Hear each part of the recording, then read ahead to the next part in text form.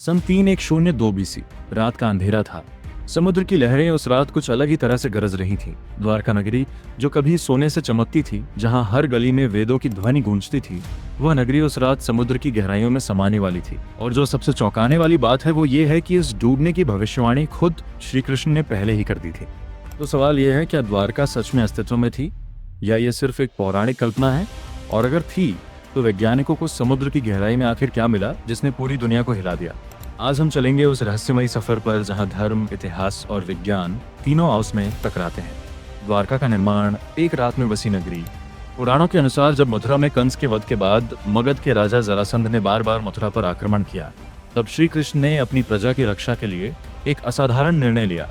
उन्होंने भगवान विश्वकर्मा से प्रार्थना की और समुद्र देव से 12 योजन भूमि मांगी। और फिर एक ही रात में खड़ी हो गई द्वारका, एक ऐसी नगरी जिसे देखकर देवता भी चकित रह जाते थे।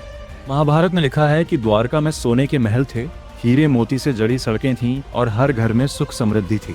इसीलिए इसे स्वर्ण द्वारका भी कहा जाता था। गांधारी का श्राप, विनाश की शुरुआत।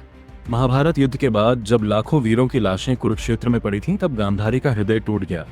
अपने 100 पुत्रों को खोने के बाद उन्होंने क्रोध में श्री कृष्ण को श्राप दिया, जिस प्रकार मेरा वंश नष्ट हुआ है उसी प्रकार तुम्हारा यदुवंश भी नष्ट होगा और तुम्हारी द्वारका भी समुद्र में समा जाएगी।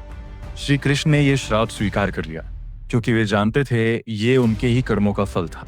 श्राप के ठीक 36 साल बाद यदुवंश के वीर आपस में ही लड़कर नष्ट हो गए, और जिस दिन श्री कृष्ण ने इस लोक को छोड़ा उसी दिन द्वारका समुद्र में डूब गई। एक पूरी सभ्यता एक ही दिन में इतिहास के पन्नों से गायब हो गई। विज्ञान की खोज, जब समुद्र ने सच उगला। अब आती है वो बात जो इस पूरी कथा को सिर्फ पुराण नहीं बल्कि इतिहास बनाती है। 1983 में भारत के नेशनल इंस्टीट्यूट ऑफ ओशनोग्राफी ने गुजरात के तट पर समुद्र की गहराई में खुदाई शुरू की, और जो मिला वो दुनिया को चौंका गया। समुद्र की सतह से लगभग 40 फीट नीचे मिली प्राचीन दीवारें, नक्काशीदार पत्थर और एक सुव्यवस्थित नगर की नींव। कार्बन डेटिंग से पता चला कि यह अवशेष लगभग 3500 से 5000 साल पुराने हैं, यानी ठीक उसी काल के जब महाभारत हुआ था। 2001 में national institute of ocean technology ने और गहराई में जाकर एक और चौंकाने वाली खोज की। समुद्र की 40 मीटर गहराई में एक और प्राचीन नगर के अवशेष।